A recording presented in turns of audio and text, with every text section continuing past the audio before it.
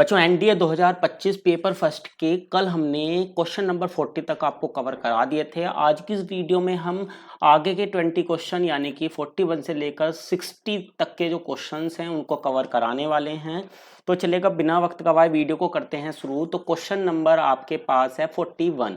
तो यहाँ पर पहले हम ऊपर ये इंस्ट्रक्शन पढ़ लेते हैं। यहाँ पर ये बोला गया है कि जो आगे के 3 क्वेश्चन होंगे ना वो इसी से आपके संबंधित है, इसी से रिलेटेड है। पी आपको दिया हुआ है tan 2 alpha minus tan alpha, और क्यों आपको दिया हुआ है coat alpha minus cot 2 alpha, और आपको बताना है पी बटे क्यू की वैल्यू। सिंपल है, अगर इस क्यू को मैं tan की फॉर्म में कन्वर्ट कर दूं तो ये हो जाएगा 1 अपॉन tan अल्फा माइनस का 1 अपॉन tan 2 अल्फा। एलसीएम वगैरह लूंगा तो ये हो जाएगा tan 2 अल्फा माइनस का tan अल्फा, और डिवाइड बाय आ जाएगा मेरा tan अल्फा इंटू में tan 2 अल्फा। क्यों अब क्लियर हो रहा? अगर मैं p को q से डिवाइड लगा दूं तो मेरा जो आंसर आएगा वो कितना आएगा, tan alpha into tan 2 alpha. तो ऑप्शन नंबर जो सी है ना इस क्वेश्चन नंबर 41 का, वो हो जाएगा मेरा करेक्ट। अगले क्वेश्चन पर चलते हैं 42 पर। तो बच्चों इसमें निकालना है आपको p प्लस क्यू की वैल्यू। तो p प्लस क्यू अगर मैं इस तरीके से निकालने की कोशिश करूंगा तो क्वेश्चन थोड़ा टिपिकल हो जाएगा, ऑप्शन से चलना पड़ेगा। उसके लिए मैं मान लेता हूं मेरा अल्फा जो है वो कितना है, 30 डिग्री। ठीक है, अल्फा अगर 30 डिग्री है तो p कितना हो जाएगा, tan 60 की वैल्यू हो जाएगी मेरी √3, और tan 30 की वैल्यू मेरी हो जाएगी कितनी, 1 अपॉन √3। सिंप्लीफाई करेंगे तो ये हो जाएगा मेरा 2 अपॉन √3। ये तो मेरा p निकल के आ गया। इसी तरीके से अगर मैं q निकालूं तो कोट 30 की वैल्यू मेरी हो जाएगी √3, और कोट 60 की वैल्यू हो जाएगी मेरी 1 अपॉन √3। इसको भी सिंप्लीफाई करूंगा सेम आएगा, यानी कि कितना आ जाएगा, 2 अपॉन √3। अब यहाँ पर ऑप्शन देख लेते हैं, यहाँ पर किस ऑप्शन में हमारा ठीक आने वाला। p प्लस क्यू बताना, तो p प्लस क्यू, क्योंकि p और q इस केस में हमारे इक्वल आ गए, यानी कि 2p, जो कि मेरा कितना आएगा, 4 अपॉन √3 निकल कर। अब ऑप्शन में देखते हैं अल्फा की जगह पर 30 रखें तो कितना आता है। तो यहाँ पर अगर मैं देखूं या तो मेरा sec 120 बनेगा या फिर मेरा cosec 120 बन जाएगा। अब जो है 120 होता है मेरा किस क्वाड्रेंट में, सेकंड क्वाड्रेंट में, तो sec वाला तो माइनस निकल के आएगा, तो sec वाले ऑप्शन तो होंगे ही नहीं। ठीक है, ठीक।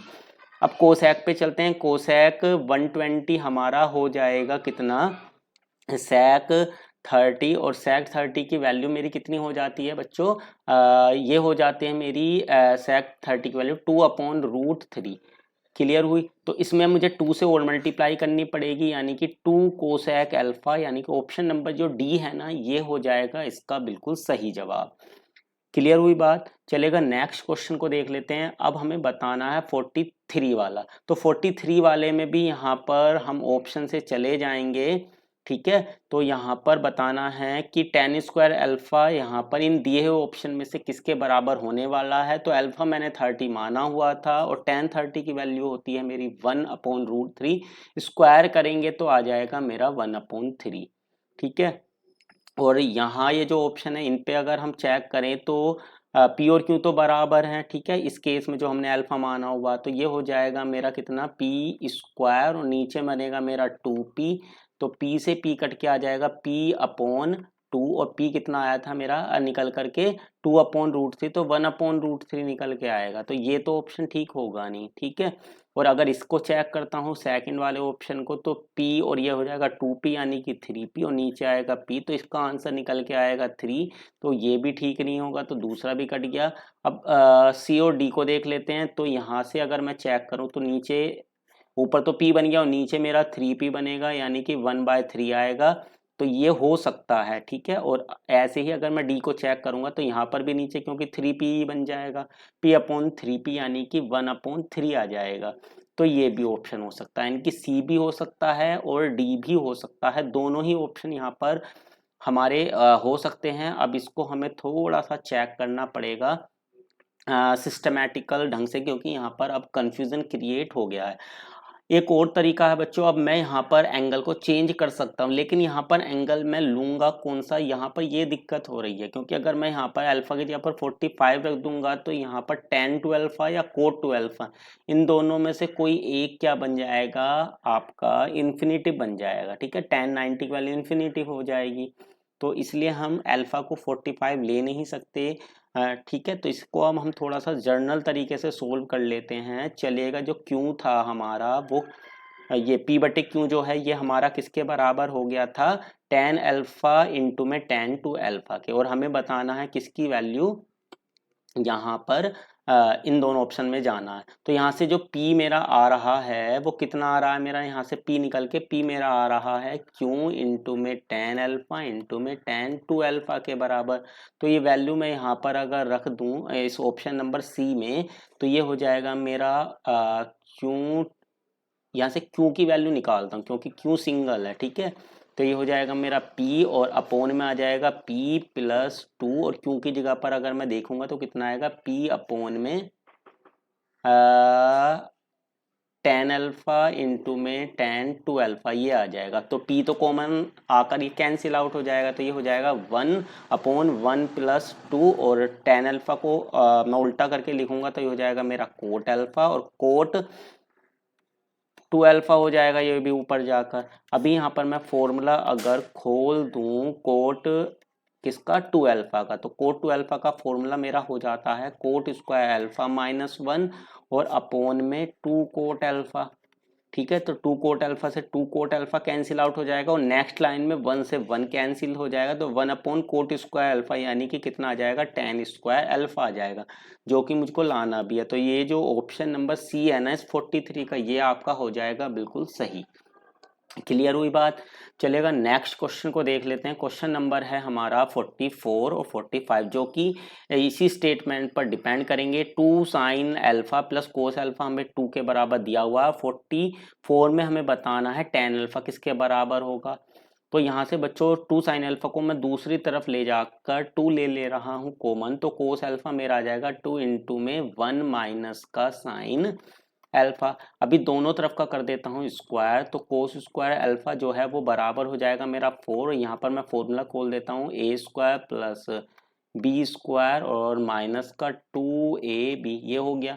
अभी इसको कोस स्क्वायर अल्फा को मैं लिख सकता हूँ क्या, वन माइनस का साइन स्क्वायर अल्फा, और यहाँ पर अंदर मल्टीप्लाई कर दूँ तो 4 प्लस का 4 साइन स्क्वायर अल्फा, और हो जाएगा 4 टू सा 8 साइन अल्फा। सबको वन साइड ले लूंगा तो ये हो जाएगा माइनस साइन स्क्वायर अल्फा, उधर जाके प्लस हो जाएगा, तो 5 साइन स्क्वायर अल्फा मेरा बन जाएगा, और माइनस का 8 साइन अल्फा, और ये बचेगा मेरा 4 माइनस 1 यानी कि प्लस का 3 इक्वल टू 0। अभी यहाँ से मैं फैक्टर कर सकता हूँ इजीली, तो 5 साइन स्क्वायर अल्फा मल्टीप्लाई करके 15 ऐड करके 8, तो फैक्टर तो हमें यहाँ पर मिले मिलाए हैं, कोई दिक्कत है नहीं, यानी कि 5 साइन अल्फा और माइनस का 3 साइन अल्फा प्लस का 3 इक्वल टू में 0। तो 5 साइन अल्फा अगर मैं कॉमन ले लूँगा तो यहाँ से मेरा आएगा 5 साइन अल्फा, और यहाँ से मुझे लेना पड़ेगा कितना कॉमन, माइनस का 3 कॉमन। ठीक है, एक फैक्टर तो ये मिल जाएगा, और एक फैक्टर मुझे मिलेगा कितना, जब मैं यहाँ से 5 साइन अल्फा कॉमन लूंगा तो ये बनेगा मेरा साइन अल्फा माइनस का 1 इक्वल टू में 0। तो यहाँ से मुझे बच्चों साइन अल्फा की दो वैल्यू मिलेंगी, एक 3/5 और एक 1। तो 1 तो यहाँ पर हो नहीं पाएगी, क्योंकि यहाँ पर आपको बोला गया है कि अल्फा 0 और 90 के बीच का नंबर है, तो साइन अल्फा हमारा 3/5 आ गया, तो साइन हो जाता है मेरा लंब बटे में कर्ण, तो आधार आएगा निकल के 4, पाइथागोरस थ्योरम लगा दिए, तो tan हो जाएगा मेरा लंब बटे आधार यानी कि 3/4। तो 44 का ऑप्शन नंबर जो सी होगा ये हो जाएगा मेरा सही। नेक्स्ट क्वेश्चन पर चलते हैं 45 पर। तो बच्चे यहाँ पर याद रखना साइन अल्फा मेरा कितना आया, 3/5 निकल के आ गया, क्योंकि 45 भी इसी से रिलेटेड है। तो ये रहा मेरा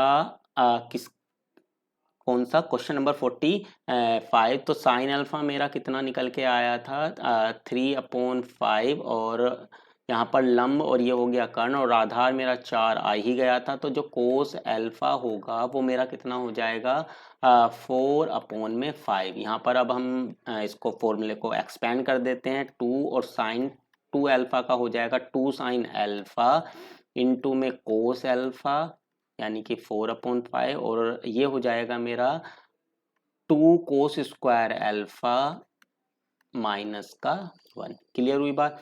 अब यहाँ से हो जाएगा मेरा 2 दूनी 4, 4 तिया 12 और 12 चौक 48 48 तो यहाँ से बनेंगे और 16 दूनी 32 यहाँ से बनेंगे। एलसीएम तो 25 आ ही जाएगा। 40 और 40 80, 80 बटे में 25 और माइनस का 1 हो जाएगा।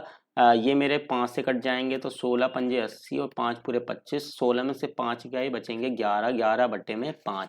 तो 45 का ऑप्शन नंबर जो बी होगा वो मेरा हो जाएगा बिल्कुल सही। उम्मीद करता हूँ बच्चों आपको एक एक चीज क्लियर हो रही होगी, लेकिन फिर भी अगर कोई डाउट रह जाता है तो आप कमेंट बॉक्स में हमें बता सकते हैं और अपनी समस्या को हमारे साथ साझा कर सकते हैं, जिससे हम उसका समाधान कर सकें।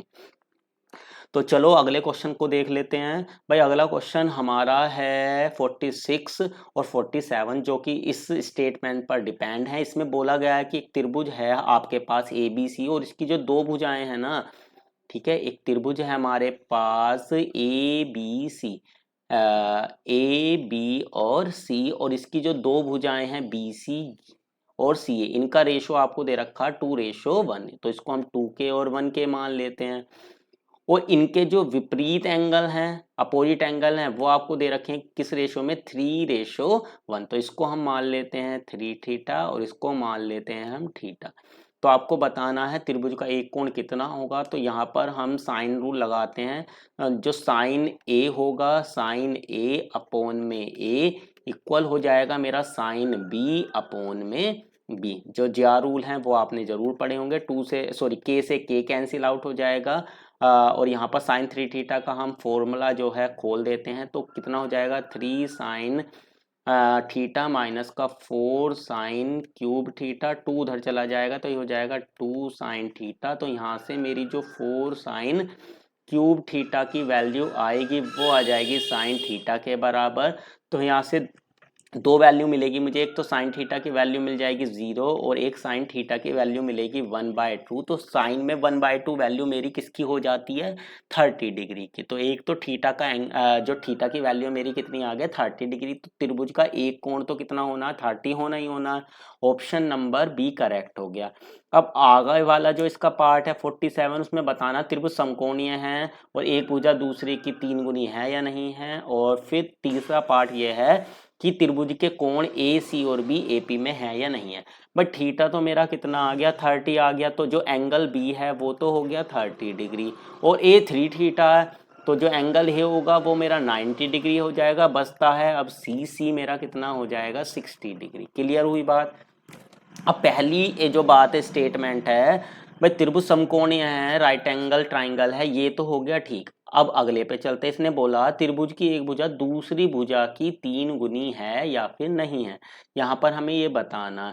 तो एक भुजा दूसरे की 3 गुनी है या फिर नहीं है। तो यहाँ से वैसे तो हमें क्लियर हो रहा होगा ये आपका गलत है, लेकिन अगर आपको डाउट है तो आप यहाँ पर एक अलग से ट्राइंगल यहाँ पर बना सकते हैं इसका, राइट एंगल ट्राइंगल। तो राइट एंगल ट्राइंगल हम यहाँ पर बना लेते हैं। ए पर तो ये 90 डिग्री हो ही गया है और बी आपका हो गया है कितना 30 डिग्री और ये हमारा हो गया है सी जो कि हमारा 60 डिग्री है। क्लियर हुई बात। अब जो बी के सामने वाली साइड है वो हमारी के है और ए के सामने वाली साइड 2k है। अब एक बी के सामने अगर आपकी के है तो सी के सामने वाली कितनी हो जाएगी k√3। 30 डिग्री के सामने वाला साइड जो होगी उसकी √3 गुनी हो जाएगी सी के सामने वाली साइड। क्लियर हुई बात। तो यहाँ से आप देख सकते हैं कोई भी साइड दूसरे की 3 गुनी है ही नहीं। ठीक है, तो दूसरा स्टेटमेंट हो गया है गलत। तीसरी बात जो है उसमें बोला ए सी और बी एपी में है। तो ए सी और बी एपी में है, सही बात है, क्योंकि 90 60 और 30 है। तो तीसरा स्टेटमेंट भी यहाँ पर हो जाता है सही। तो पहला और तीसरा स्टेटमेंट यहाँ पर ठीक है। तो 47 का ऑप्शन सी ठीक है, केवल फर्स्ट और थर्ड ये ठीक है, ये इसका करेक्ट आंसर हो जाएगा। चलिएगा बच्चों नेक्स्ट क्वेश्चन को देख लेते हैं। क्वेश्चन नंबर होगा अब हमारा 48। तो क्वेश्चन नंबर 48 में ये कहा गया है कि 50 मीटर ऊंची एक चिमनी के आधार पी से। तो हमारे पास एक चिमनी है जो कि कितनी ऊंची है 50 मीटर ऊंची है। इसके आधार पी, आधार है इसका पी, इससे 100 मीटर दूरवर्ती एम पर खड़ा। तो इससे 100 मीटर दूर एक व्यक्ति खड़ा है एम, जो देखता है कि धुएं के उच्चतम, तो इस चिमनी से जो धुआं निकल रहा है ठीक है, धुएं का उच्चतम बिंदु हमने क्यू मान लिया और ये यहाँ पर इसकी हाइट थी चिमनी की। उसका जो आपका एंगल ऑफ एलिवेशन बन रहा है, उन्नयन कोण बन रहा है, वो बन रहा है हमारा कितना 45 डिग्री। और चिमनी का जो उच्चतम बिंदु है वो है हमारा आर। इसके अतिरिक्त पी आर और क्यू एक सरल रेखा में है और ये इस पर परपेंडिकुलर भी है, ये भी दिया हुआ है। अब आपको आर एम क्यू निकालना है, तो आर एम क्यू ये वाला एंगल निकालना है। इसको हमने मान लिया ये हमारा एंगल है थीटा, ठीक है, ये थीटा निकाल लिया। अब नीचे वाला एंगल जो है उसको हम मान लेते हैं थोड़ी देर के लिए फाई। तो यहाँ पर आपका जो tan फाई होगा वो हो जाएगा लंब बटे आधार 50/100, यानी कि tan फाई की वैल्यू मेरी 1/2 आ गई। क्लियर हुई बात। अब मुझे निकालना है थीटा, तो थीटा कितना होगा, पूरा एंगल मेरा 45 है और इसमें से इस फाई को निकाल दूंगा, तो थीटा मेरा कितना हो जाएगा 45 माइनस के फाई। क्लियर हुई बात। अब दोनों तरफ ले लेते हैं tan, तो tan थीटा जो है वो बराबर हो जाएगा tan 45 minus phi. tan a minus b का जब हम फॉर्मूला खोलेंगे तो tan a माइनस tan b जो कि मेरा आया है 1/2 अपॉन में 1 plus tan a into tan b। इसको अब हम कर लेते हैं सिंप्लीफाई, तो ये आ जाएगा मेरा 1/3। ठीक है, तो थीटा की वैल्यू आएगी tan इनवर्स 1/3। तो ऑप्शन नंबर बी हो जाएगा इसका बिल्कुल करेक्ट आंसर। चलिएगा नेक्स्ट क्वेश्चन देख लेते हैं, क्वेश्चन नंबर 49। तो क्वेश्चन नंबर 49 में बच्चों ये कहा गया है कि x² माइनस का 4x प्लस 1 इक्वल टू 0 का जो एक रूट है वो आपका है अल्फा। तो आपको बताना है tan inverse k plus tan inverse 1/k किसके बराबर होगा। अगर यहाँ पर मैं फॉर्मूला खोल देता हूँ tan inverse a plus tan inverse b का, तो ये आएगा tan inverse a plus b और अपॉन में 1 माइनस का ए बी। तो इनकी मल्टीप्लाई करेंगे तो 1, तो नीचे तो 0 बन गया, यानी कि tan इनवर्स इनफाइनाइट बन गया और tan में इनफाइनाइट वैल्यू हो जाती है मेरी 90 की। तो डी ऑप्शन हो जाएगा बिल्कुल सही। अगला जो पार्ट है 50 नंबर का, इसमें बोला गया है कि tan inverse k plus tan inverse 1/2 अगर पाई अपॉन 4 के बराबर है तो k बताना है मुझको। तो tan इनवर्स k जो होगा इस π/4 को मैं लिख सकता हूँ tan इनवर्स 1 और इसको ले जाता हूँ सीधे हाथ की तरफ। ठीक है, अब tan इनवर्स a माइनस tan इनवर्स b का फॉर्मूला अगर मैं खोल दूँ तो ये हो जाएगा 1 माइनस 1/2 अपॉन में 1 प्लस 1/2। tan इनवर्स से tan इनवर्स कट जाएगा मेरा, तो जो k की वैल्यू आएगी वो मेरी निकल के कितनी आ जाएगी 1/3 ही आएगी। ठीक है, इस सवाल में भी k की वैल्यू 1/3 आएगी। तो 50 नंबर का आपका ऑप्शन नंबर सी हो जाएगा सही। अगला क्वेश्चन क्वेश्चन नंबर 51, इसको देखेंगे। अब हम चलते हैं क्वेश्चन नंबर 51 की तरफ। भाई ये रहा क्वेश्चन नंबर 51। इसमें कहा गया है किसी प्रतिबंध के अंतर्गत रेखाएं ये और ये एक दूसरे पर लंबवत होंगी, आपको बताना।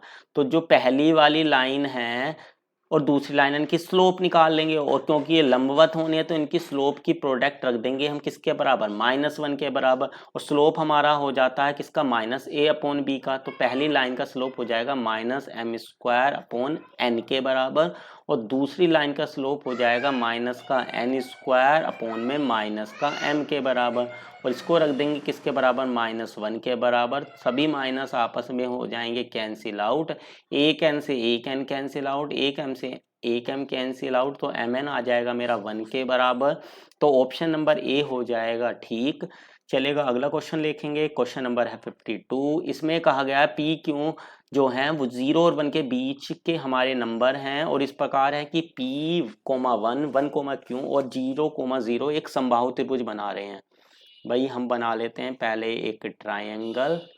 ठीक है, ये रहा हमारा 0,0, एक पॉइंट है हमारा p,1 और एक पॉइंट है हमारा 1, q और ये बनाते हैं क्या, एक समबाहु त्रिभुज। तो सारी भुजाएं होंगी आपस में बराबर। अगर मैं नीचे वाली भुजा निकाल लूं, ठीक है, तो ये आ जाएगी मेरी कितनी, चलो इसको मैं ऐसे पहले मान लेता हूँ, थोड़ा सा आसान हो जाएगा समझाना, वरना तो एग्जाम में तो हमें लिखने की जरूरत नहीं है, वहाँ तो बस सीधा आंसर की तरफ हम चलते हैं। जितना शॉर्ट हम कर सकते हैं उतना शॉर्ट कर सकते हैं। लेकिन यहाँ पर क्योंकि हमारा उद्देश्य आपको सिखाना है, आपको समझाना है, इसलिए ये पॉइंट मैं लिख दे रहा हूँ, इनको नाम दे दिया मैंने ए बी और सी। अभी जो मेरा ए बी का स्क्वायर होगा और जो मेरा ए सी का स्क्वायर होगा वो बराबर हो जाएंगे। तो ए बी का स्क्वायर मेरा आएगा 1 प्लस क्यू स्क्वायर के, और ए सी का स्क्वायर मेरा आएगा 1 प्लस पी स्क्वायर के बराबर। तो यहाँ से मेरा आ जाएगा क्यू स्क्वायर बराबर पी स्क्वायर, यानी कि क्यू स्क्वायर पी स्क्वायर के बराबर आ गया। ठीक है, और अगर मैं निकालूं बी सी का स्क्वायर तो ये आपका हो जाएगा कितना, बी सी का स्क्वायर ये आएगा मेरा 1 प्लस पी, सॉरी 1 माइनस, ठीक है, 1 माइनस पी का स्क्वायर और 1 माइनस क्यू का होल स्क्वायर, इसके बराबर आ जाएगा। इसको अगर मैं खोलूंगा तो ये हो जाएगा 1 प्लस पी स्क्वायर माइनस का 2p, और यहाँ आगे हो जाएगा मेरा 1 प्लस क्यू स्क्वायर माइनस का 2q। अब मैं इसमें से किसी के भी बराबर रख सकता हूँ, तो ये 1 प्लस पी स्क्वायर के बराबर अगर इसको रख दूँ तो 1 प्लस पी स्क्वायर से तो 1 प्लस पी स्क्वायर मेरा कैंसिल आउट हो जाएगा। तो अब मुझे मिलेगा कितना, यहाँ से मुझे मिल जाएगा कितना, क्यू स्क्वायर प्लस का 1 और माइनस 2 कॉमन आके बच जाएगा मेरा p plus q equal to में 0, ये मेरा बच जाएगा। अब यहाँ मैंने अभी निकाला कि जो मेरा क्यू स्क्वायर है वो पी स्क्वायर के बराबर है, यानी कि जो क्यू होगा या तो पी के बराबर होगा या फिर माइनस पी के बराबर होगा। अब अगर मान लो क्यू माइनस पी के बराबर हो गया तो ये तो आपका 0 हो जाएगा, ये लास्ट वाली टर्म। तो क्यू स्क्वायर प्लस 1 जो है वो मेरा 0 के बराबर आएगा, यानी कि क्यू स्क्वायर माइनस 1 आ जाएगा, जो कि संभव है नहीं। ठीक है, तो यानी कि जरूर ही क्यू किसके बराबर रहा होगा, पी के बराबर। तो क्यू और पी को रख देते हैं हम बराबर। तो जब हम क्यू और पी को बराबर रखेंगे तो हमें यहाँ से क्या मिल जाएगा,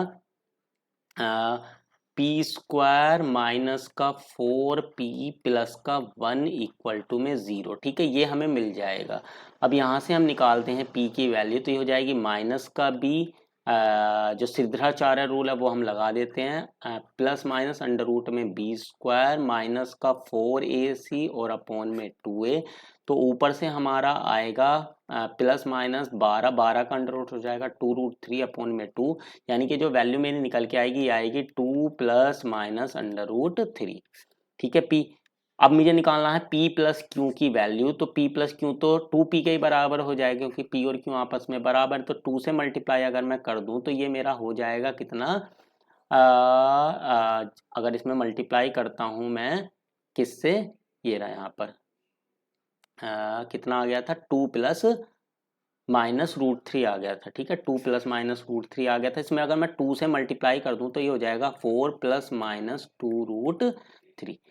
अब यहाँ पर आपको बताया गया है कि p और q दोनों ही आपकी 0 और 1 के बीच के नंबर हैं, तो इसमें हम प्लस तो ले नहीं सकते, माइनस ही हमें लेना पड़ेगा। और वैसे भी प्लस वाला ऑप्शन में है भी नहीं, तो ऑप्शन नंबर जो डी होगा वो हो जाएगा बिल्कुल करेक्ट।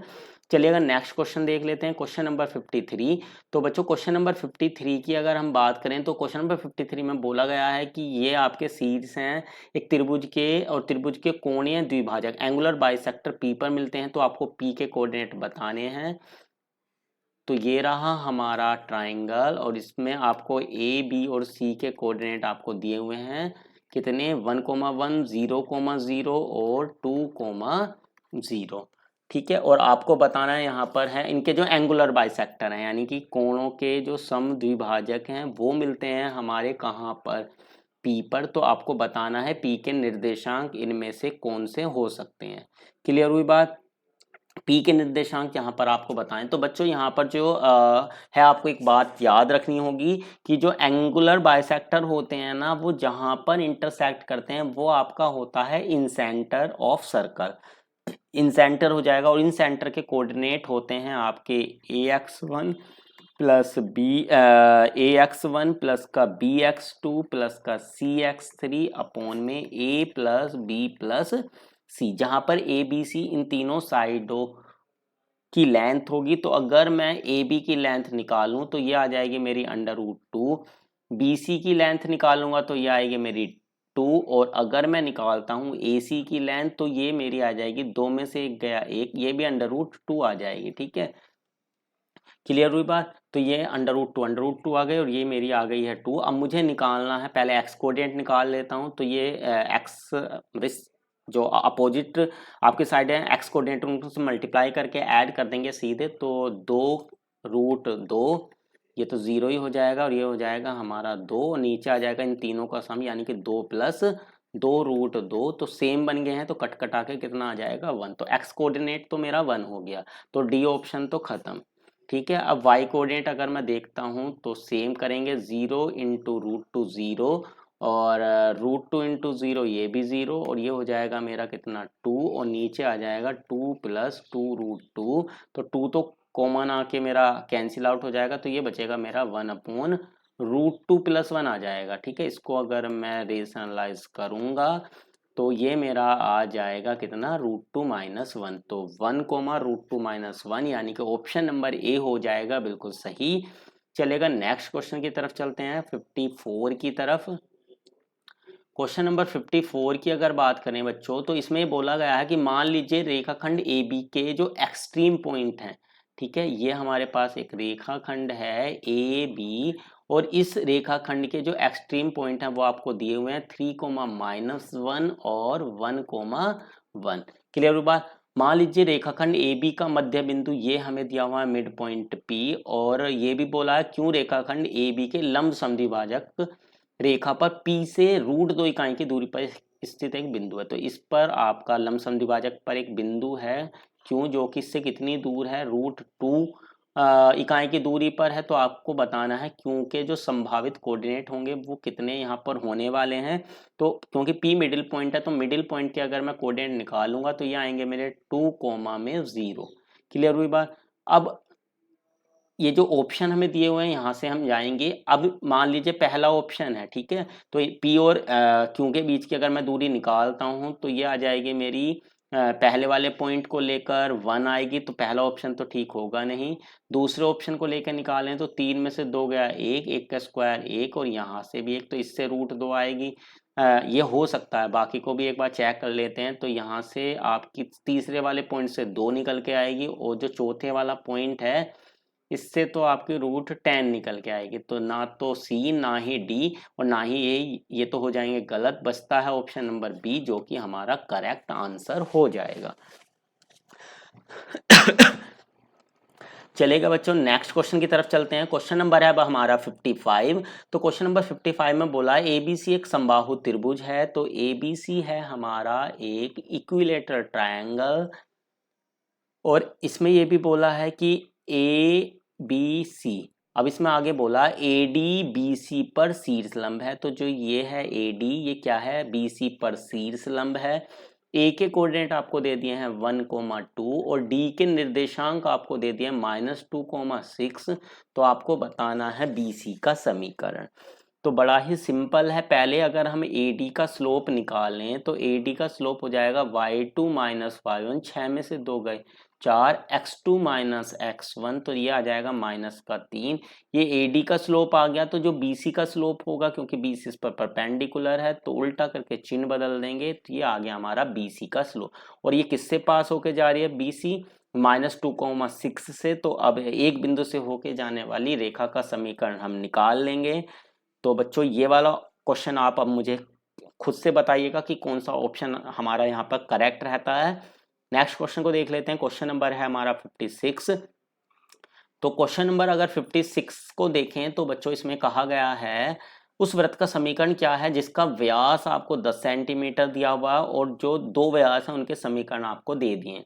तो जो दोनों व्यास हैं इनको हम सोल्व करें तो हमें सेंटर मिल जाएगा, और सिंपली आपको दिख रहा होगा सेंटर जो आएगा वो हमारा इन दोनों इक्वेशन को सोल्व करके 0, 0 आ जाएगा, और रेडियस हमें कितनी मिल जाएगी 5।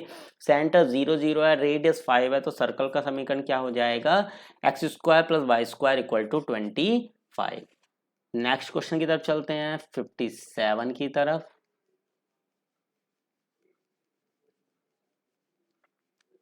क्वेश्चन नंबर है 57। तो इसमें कहा गया है बच्चों x² + y² + 2x + 2y + 1 हमारा 0 है, और इसके अंतर्गत हमने बना दिया है एक वर्ग। ठीक है, तो और ये भी बताया गया है कि इसकी जो भुजाएं हैं वो एक्सो के समांतर हैं, पैरेलल टू कोऑर्डिनेट एक्सिस। तो आपको बताना है वर्ग का एक शीर्ष इनमें से कौन सा होगा। तो अगर यहाँ पर हम इस सर्कल की बात करें x square plus y square plus 2gx plus 2fy plus c equal to 0 से अगर मैं कंपैरिजन करूं तो जो g f और c हैं ये मेरे तीनों 1 आ गए। तो जो रेडियस हो जाएगी इस सर्कल की वो हो जाएगी अंडर रूट में g square plus F square minus का c यानी कि 1 आ जाएगी। तो रेडियस 1 आ गया और सेंटर के कोऑर्डिनेट आएंगे -1 कोमा -1 माइनस जी कोमा माइनस है। अब हम बना लेते हैं सर्कल, ठीक है। और ये जो सर्कल की रेडियस है वो 1 है और सेंटर के कोऑर्डिनेट -1 कोमा 1 है, यानी कि जो सर्कल होगा ना ये पूरी तरीके से कहाँ पर लाई करेगा, आपका थर्ड क्वाड्रेंट के अंदर, ठीक है। इसके सेंटर कितने हो गए हैं -1 कोमा -1 और रेडियस भी आपकी कितनी हो गई है यहाँ पर 1 हो गई है, ठीक है। ये रेडियस जो है वो आपकी 1 हो ही गई है। क्लियर हुई बात। अब हमें यहाँ पर इसके अंदर क्या बनाया गया है, एक बनाया गया है स्क्वायर, तो इसके अंदर हम बना देते हैं एक स्क्वायर, ठीक है। ये स्क्वायर बना दिया और इसके किसी एक डायगोनल को हम देते हैं मिला जिससे हम इसकी साइड मालूम कर सकें। अब जो आपका डाया हो गया, क्योंकि ये जो इसका डायगोनल होगा ना स्क्वायर का डायगोनल वो इस सर्कल के लिए डाया का काम करेगा और डायामीटर कितना हो जाएगा मेरा यहाँ पर ये हो जाएगा मेरा 2, ठीक है। व्यास हो गया 2। अगर इसकी स्क्वायर की साइड a माने तो डाया हो जाता है a अंडर रूट 2, वो मेरा 2 हो गया। तो a की वैल्यू कितनी आ गई है अंडर रूट 2, यानी ये जो स्क्वायर है इसकी साइड मेरी कितनी है √2 हो गई है। चलेगा, अब यहाँ से शुरू करते हैं। ये जो a पॉइंट है इसका अगर मैं कोऑर्डिनेट देखूँ तो इसको थोड़ा सा पहले यहाँ पर ज्वाइन कर देते हैं। अब यहाँ से इसको b पॉइंट मान लेते हैं, चलो। तो b से जो ये हमारी y एक्सिस है इस तक की जो दूरी है वो मेरी कितनी है 1 है और यहाँ जो ये वाली दूरी है ये मेरी कितनी है √2 है। तो ये दूरी कितनी बचेगी, ठीक है। ये a से y अक्ष तक की दूरी बचेगी मेरी 1 माइनस का √2 तो पूरी है ना ये, तो यहाँ से ए बी की दूरी होगी वो √2 का आधा हो जाएगा। इस बात को भी एक बार ध्यान रखिएगा, 1/√2 बचेगी, ठीक है। क्योंकि पूरी साइड है ना √2 तो आधी साइड तो 1/√2 हो जाएगी। तो 1 माइनस 1/√2, तो जो आपका ए के कोऑर्डिनेट होंगे वो हो जाएंगे -1 प्लस का 1/√2। क्लियर हुई बात। तो यहाँ पर एक ही ऑप्शन है जिसमें हमारा ऐसा आ रहा है एक्स कोऑर्डिनेट, वो है ऑप्शन नंबर सी। तो यही इसका हो जाएगा सही जवाब।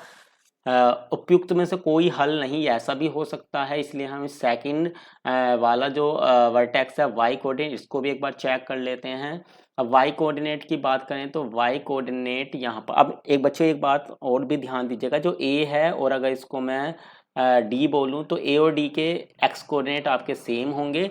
तो या तो ए पॉइंट होगा या डी पॉइंट होगा, दोनों में से कोई भी पॉइंट हो सकता है। अब अगर मैं ए का वाई कोऑर्डिनेट निकालूं तो वाई कोऑर्डिनेट तो सेम यही आएगा, ठीक है। इसलिए मुझे डी वाले का वाई कोऑर्डिनेट निकालना पड़ेगा, ये डी वाले का ही हो सकता है अगर हुआ तो, ठीक है। तो ये मेरी कितनी हो गई पूरी यहाँ से यहाँ तक की हो गई मेरी 1, ठीक है। ये 1 हो गई, ये हो गई 1/√2, तो कितनी आएगी 1 + 1/√2।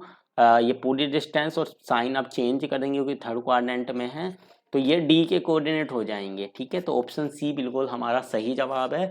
अगले क्वेश्चन की तरफ बढ़ते हैं। क्वेश्चन नंबर होगा 58। तो क्वेश्चन नंबर 58 में ये कहा गया है y² = 4x पर एक हमारी टेंजेंट खींची गई जो x एक्सिस की धनात्मक दिशा के साथ कितना कोण बना रही है 45 डिग्री का। तो आपको स्पर्श रेखा और परवलय का जो स्पर्श बिंदु है वो बताना है कौन सा है। तो अगर यहाँ पर ये जो आपको परवलय दिया हुआ है इससे मैं टेंजेंट का स्लोप निकालना चाहूँ तो दोनों तरफ का डिफरेंशियल कर देते हैं। तो 2y y' इक्वल टू हो जाएगा मेरा 4 के, तो यहाँ से y' इक्वल टू कितना आएगा 2/y आ जाएगा, ठीक है। 2/y आ गया है। और जो आपको वो टेंजेंट दी हुई थी उसका स्लोप कितना दिया हुआ था 45, तो ये हो जाएगा मेरा tan 45 यानी कि 1 के बराबर। तो जो y है वो मेरा 2 निकल के आ गया, ठीक है। y तो 2 निकल के आ गया। y की वैल्यू अगर मैं इक्वेशन नंबर 1 में रखूंगा तो x की वैल्यू मेरी 1 आएगी, तो जो कोऑर्डिनेट होंगे वो 1,2 हो जाएंगे, यानी ऑप्शन नंबर डी आपका ठीक हो जाएगा। चलेगा, नेक्स्ट क्वेश्चन की तरफ चलते हैं। इसने बोला ये आपके पास अति परवल है, इसके नाभियों के बीच की दूरी निकालनी है। तो पहले इसको स्टैंडर्ड फॉर्म में बदलें, एक्स स्क्वायर 225 को नीचे लेके जाएंगे तो 25 निम्मा 225 और ये हो जाएगा वाई स्क्वायर। 75 की हमें मल्टीप्लाई करनी पड़ेगी क्योंकि 25 या 75 हो गए तो 3 3 9 यानी कि y square upon 2 3 equal to में हो जाएगा 1। तो यहाँ से मेरा जो ए स्क्वायर है वो तो 9 हो गया और बी स्क्वायर हो गया है मेरा 3। अब पहले निकाल लेते हैं यहाँ से ई। तो ई हो जाएगा मेरा अंडर रूट में 1 प्लस बी स्क्वायर अपॉन में बी स्क्वायर अपॉन में ए स्क्वायर यानी कि 3/9 और 3 12। तो ये हो जाएगा 2 अंडर रूट 3/3 ई की वैल्यू। अब नाभियों के बीच की दूरी हो जाती है 2AE के बराबर। 2A है मेरा कितना 3 क्योंकि √9 3 हो जाएगा और E आया है मेरा 2√3/3। 3 से 3 कैंसिल तो 4√3 आ जाएगा। तो ऑप्शन बी आपका हो जाएगा ठीक। चलेगा, आज की इस वीडियो के लास्ट क्वेश्चन की तरफ चलते हैं, क्वेश्चन नंबर 60। तो बच्चों क्वेश्चन नंबर 60 में कहा गया है कि यदि एक दीर्घवृत्त पर कोई बिंदु है आपका 3 sin अल्फा 5 cos अल्फा, तो आपको बतानी है दीर्घवृत्त की उत्केंद्रता क्या होगी। तो बच्चों यहाँ इस क्वेश्चन पे ध्यान देना है थोड़ा। जो आपका जो इलिप्स होता है, अगर मैं इसकी इक्वेशन की बात करूँ x square upon a square plus y square upon b square equal to 1 होता है और इसके जो पैरामेट्रिक कोऑर्डिनेट होते हैं वो होते हैं ए कोस थीटा कोमा में बी साइन थीटा और इसकी जो उत्केंद्रता होती है ई वो होती है हमारी अंडर रूट में 1 माइनस बी स्क्वायर अपॉन में ए स्क्वायर। लेकिन यहाँ पर जो अगर मैं कंपैरिजन करके देखूं तो ए अगर मैं 3 लिख दूं, ए 3 और बी को लिख दूं 5, तो यहाँ पर जब मैं रखूंगा तो ऊपर 25 और नीचे 9 एलसीएम वगैरह लेंगे तो माइनस में आ जाएगा। तो यानी कि यहाँ पर जो आपका ए रहा होगा वो रहा होगा 5 और बी रहा होगा 3। तो यहाँ पर वैल्यू रखेंगे तो ये हो जाएगा 1 माइनस बी स्क्वायर। तो बी स्क्वायर कितना हो गया मेरा यहाँ पर 3 का स्क्वायर 9, नीचे आ जाएगा मेरा 25, 25 में से 9 गए 16 यानी कि 4 और नीचे आएगा मेरा 5। तो 4/5 यानी कि 60 का ऑप्शन नंबर बी जो है वो मेरा हो जाएगा करेक्ट। तो उम्मीद करता हूँ बच्चों आपको ये सभी सवाल जो आज हमने कराए हैं वो समझ में आए होंगे। फिर भी बच्चों कोई दिक्कत है, कोई समस्या है तो आप उसे हमारे साथ ज़रूर से साझा करें। और वीडियो अगर पसंद आ रही हो तो वीडियो को लाइक और चैनल से नए जुड़े हैं तो चैनल को सब्सक्राइब जरूर से कर दें और अपने दोस्तों के साथ हमारे चैनल को और हमारी वीडियोस को ज़्यादा से ज़्यादा शेयर करें। तो चलेगा बच्चों, मुलाकात होगी आपसे अगली वीडियो के साथ। Thank you.